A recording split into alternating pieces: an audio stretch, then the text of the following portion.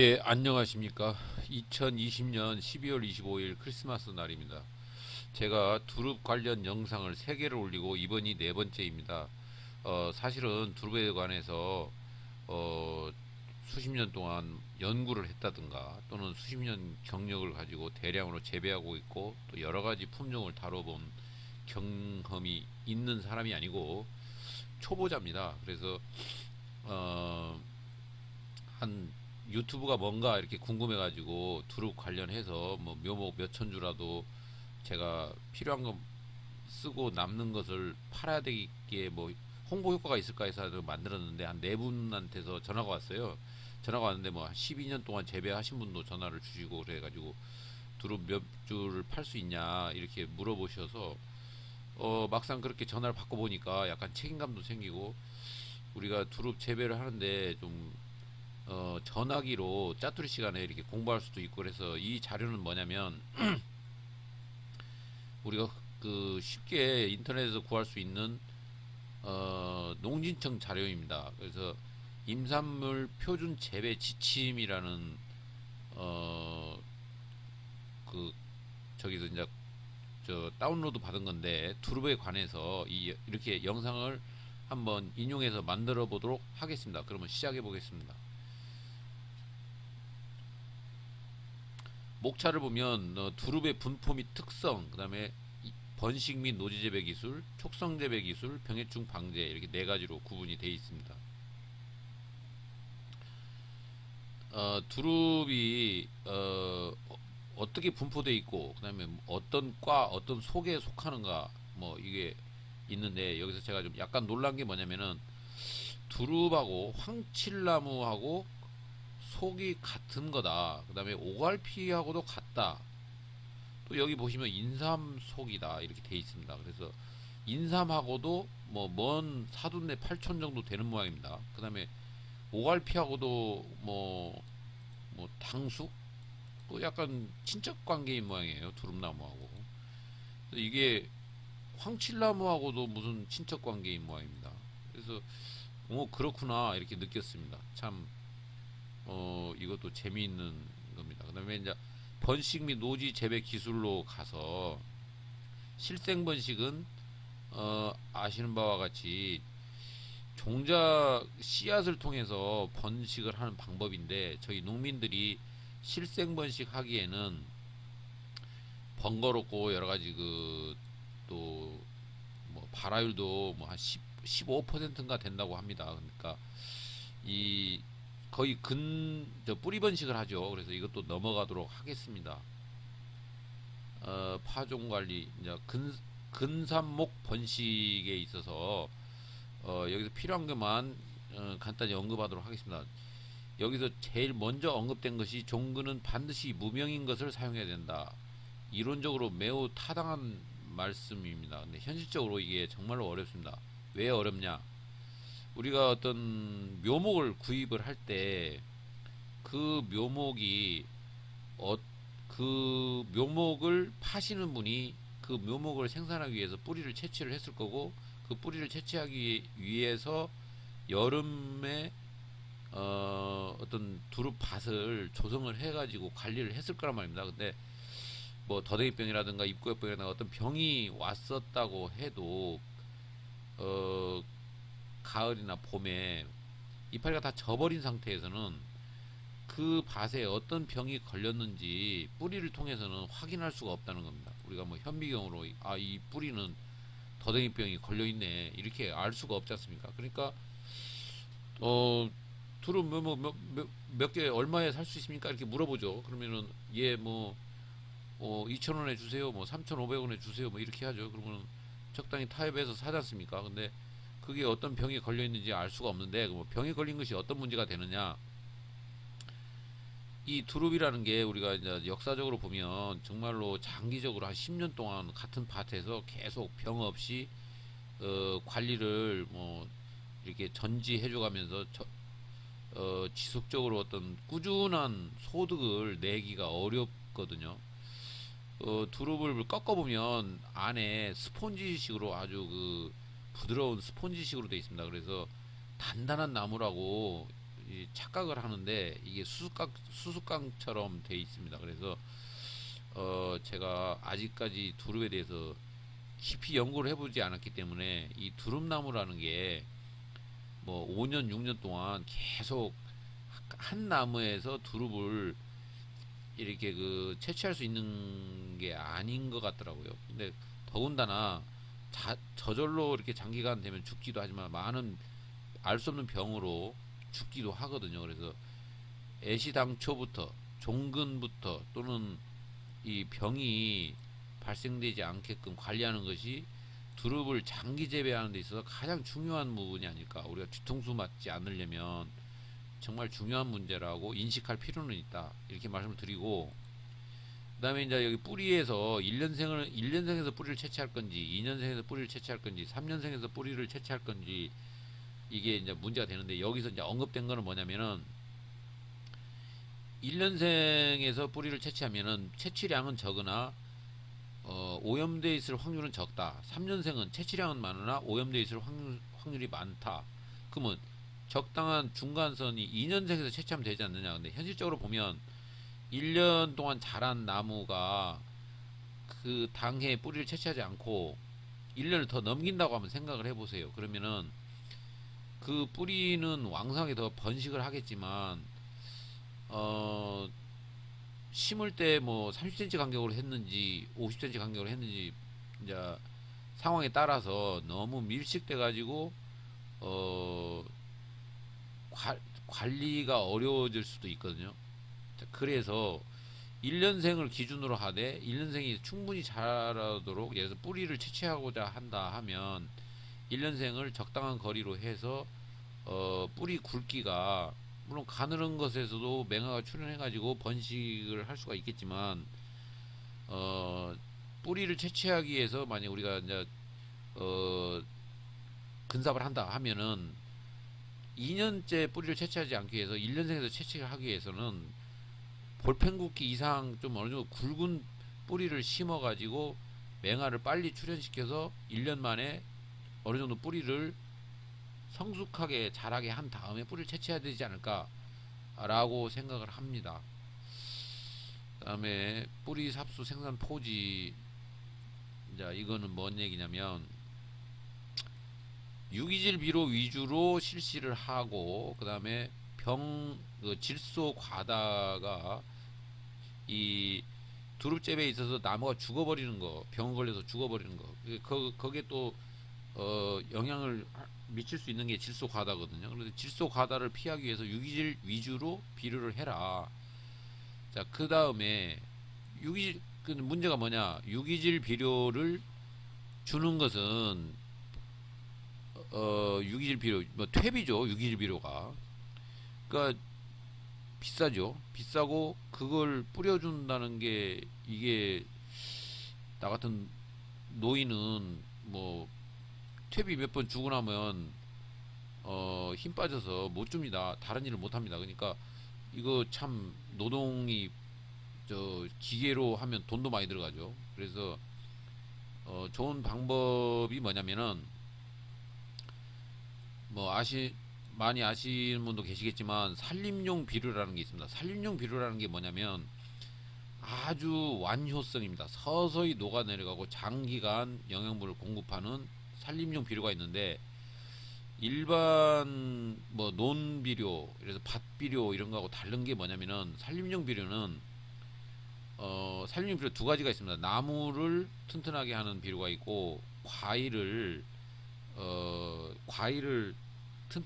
크게 해주는 비료, 이렇게 두 가지로 구분할 수가 있는데 산림용 비료 중에서 나무를 튼튼하게 해주는 비료가 보면은 질소 함량이 좀 다소 낮고, 그러니까 특징이 그겁니다. 질소 함량이 다소 낮고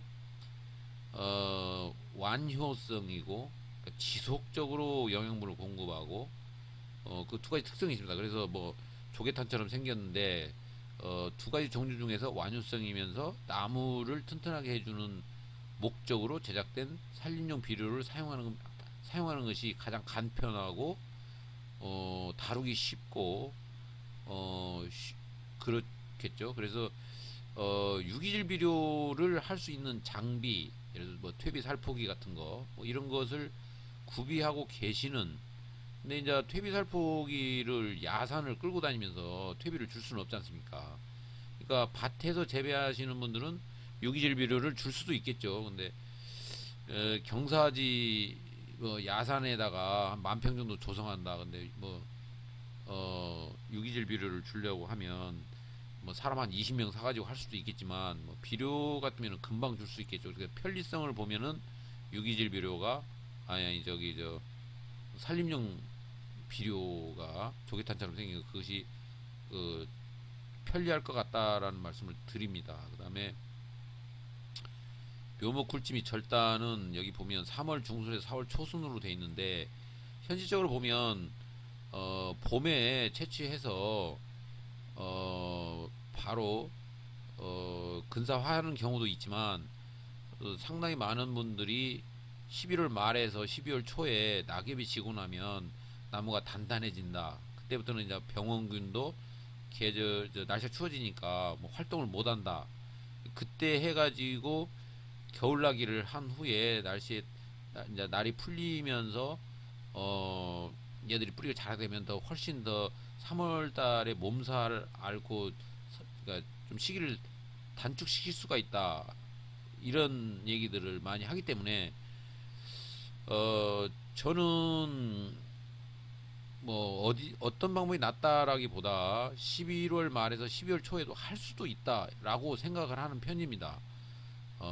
정확하게 이 두 가지를 뭐 여러 번 한번 해보는 수밖에 없는데 비교 어떤 게 나은지는 모르겠지만 저는 11월 말이나 12월 초에도 할 수도 있다라고 생각을 합니다. 그 다음에 두릅 재배에서 발병하지 않는 포지를 사용하는 것이다. 하여튼 두릅 재배에 있어서 병은 뭐 우리가 흔히 알기로 상식적으로 알고 있는 것이 두릅이 뭐 뭔 병이 있을까라고 생각을 하는데 제가 생각하기에는 두릅 재배에서 가장 치명적인 게 병으로 죽는 것 같아요. 알 수 없는 병, 입고해병인지 역병인지 무슨 더듬이병인지 모르겠지만 죽어버리는 거 이게 정말 원인도 모르겠고 왜 죽는지 뭐 나 입고역병으로 죽어요 이렇게 말을 하고 죽는 것도 아니고 그냥 죽어버리면 얘가 왜 죽었을까 누구한테 물어볼 수도 없고 죽어버렸어 이렇게 해서 끝나버리는 거거든요. 그래서 어, 발병하지 않은 포지를 사용하는 것이 좋다. 그러면 여기 또 시사하는 바가 뭐냐면은 두릅을 6년, 7년, 8년 계속 거기서 뽑아먹으려고 하지 말고 한 4, 5년 하고 싹 갈아엎고 휴경을 하든지 뭐 완전히 뭐 저 어떤 뭐랄까 그 살균을 해서 토양 살균을 해가지고 다시 이제 새로 시작하든지 뭐 이렇게 해야 되지 않을까 저는 그렇게 생각을 하고 있습니다. 이 문제가 정말로 해결을 해야 될 문제입니다. 뿌리 묻기에 들어가 보면 5월 달에는 가능하면 하지 말라는 겁니다. 그러니까 맹아가 출현을 하면 하지 말, 그러니까 하시는 분도 많아요. 5월 달에 하시는 분도 많고, 뭐, 심지어는 뭐, 6월 달에 하시는 분도 계시는데, 생리학적으로, 기후적으로 봐도, 맹아가 출현하기 전에, 이렇게, 식목일 날 전후로 해서 하는 게 가장 좋습니다. 여러 가지, 또, 상처가 나고 그러면 따뜻한 때 뿌리를 절단해가지고 하게 되면, 아무래도 오염 확률이 매우 높아지거든요. 그 다음에 뿌리 묶기 횡삽, 사삽 뭐 이런 말이 나옵니다. 그러니까 기울여서 심어도 되고 눕혀서 심어도 된다 이렇게 돼 있습니다. 근데 심는 깊이는 건조한 것은 6에서 7cm 뭐 이렇게 또 보통의 경우에 3에서 5cm 돼 있는데 제 개인적인 생각으로는 멀칭을 했을 때와 멀칭을 하지 않았을 때로 구분하고 싶습니다. 왜냐하면 건조한 곳이 아니라고 하더라도 봄에 심게 되면 봄 가뭄은 제가 이렇게 시골에 살아보면 봄 가뭄이 아주 극심할 때가 있습니다. 그래서 너무 낮게 심고 예를 들어 관수를 할 수 없는 조건 같으면 다 말라 죽어버리는 경우도 있습니다. 예를 들어 우리가 한번 뭐 스케일업을 해가지고 한 정말 막 5천 평에다가 심었다고 생각을 해보세요. 근데 봄가뭄으로 거의 한 80% 90%다 죽었다고 생각하면 완전 재난상이거든요. 어떤 한 농민이 엄청난 타격을 받을 수 있습니다. 그래서 이것은 어, 규모가 크면 클수록 이런 건조로 전부 말라 죽는 이런 거는 굉장히 재난이기 때문에 만약에 뭐 대량으로 한 번에 식재를 한다 했을 때는 좀 품이 더 들어가더라도 나무 밑에라도 진짜 뭐 멀칭을 조금이라도 해서 건조 피해를 받지 않도록 해줘야 되는 사항이라고 생각이 됩니다. 그다음에 식재 거리는 이건 표준으로 가지고 가면 좋을 것 같습니다. 폭 1800에 나무 간격 50에서 70cm 이걸 표준으로 가지고 가되 뭐 1500으로 갈 수도 있고 1200으로 갈 수도 있고 나무 간격은 50에서 뭐 1m까지도 갈 수 있다고 봅니다. 근데 물빠짐이나 그 다음에 경사도 그 다음에 자기가 관리를 어느 정도 집중 관리가 되는 농민인지 아니면 야산에다가 뭐 이렇게 심어 놓고 말 건지에 따라서 약간 융통성 있게 적용하면 될 것 같습니다. 그 다음에 근사후 사후 관리는 제 생각에는 멀칭을 하고 2년 후에 멀칭을 벗겨주는 방법이 가장 무난하지 않을까 생각하고요. 2년차 수목 관리는 여기 보면 우세 줄기 4개 정도로 제한해 주는 것이 매우 효과적이다 이렇게 되어 있는데 이건 100% 지당하신 말씀입니다. 그러니까 사람 욕심이라는 게 이제 여러 가지 분지가 나면 그 가지 하나하나에서 두릅을 채취할 수 있을 것 같아 가지고 그냥 놔둬버리는 경우가 너무 많습니다. 근데 반드시 좀 이렇게 솎아줘 가지고 키워야지 좀 품질 좋은 두릅을 생산할 수 있다는 거겠죠. 그 다음에 조직배양은 일반 농민들은 하기 좀 어렵지만 이게 머지않아 아주 가까운 시일 내에 뛰어난 농민이 출연해서 진짜 병에 하나도 걸리지 않는 크린룸에서 조직배양으로 정말 우수한 품종 예를 들어 신구면 신구 이런 것을 뭐 100만 주, 200만 주를 대량 생산해 가지고 전혀 뭐 병에 걸리지 않은 아주 우수한 품종을 아주 균일하게 뭐 전혀 형질 변경 없이 조직배양을 해가지고 뭐 300만 주, 1000만 주 이렇게 만들어 가지고 뭐 100만 주는 중국으로 항공편으로 보내고 일본으로 보내고 뭐 이렇게 직구로 각 나라를 우수한 품종이 진짜 뭐 넘나드는 시대가 코앞에 닥쳐 있습니다. 하지만 우리가 이런 종자 교육을 받고 어떤 자격증을 획득해서 시설을 갖춰가지고 뭐 한 10억 정도 들여가지고 이 정도로 두릅에 전념할 정도로 규모가 있지가 않고 하루 벌어서 하루 먹고 사는 농민으로서 뭐 이런 게 있다 정도로 이해하고 넘어가도록 하겠습니다. 그 다음에 촉성재배 기술은 별도로 따로 다루도록 하겠습니다. 이게 저도 지금 촉성재배를 하려고 마음을 먹고 있는데 재배가 잘 되면 촉성재배 당연히 한번 해보려고 합니다. 그 다음에 단마디 촉성재배법 병해충에 대해서 조금만 언급하고 마치도록 하겠습니다. 잎고역병이 있고 그 다음에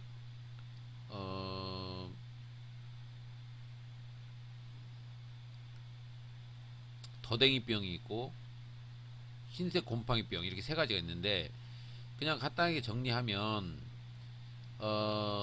전부 곰팡이든 뭐든 다 살균제로 사용하는 건데 이제 이 문서에 보면 굉장히 어려운 용어들이 많이 나와요. 그러니까 뭐냐면은 뭐 메탈락실 수화제나 많고 제부, 메탈 낚실, 수화제, 우리 농민들이 정말 알 수 없는 용어들을 많이 써놨는데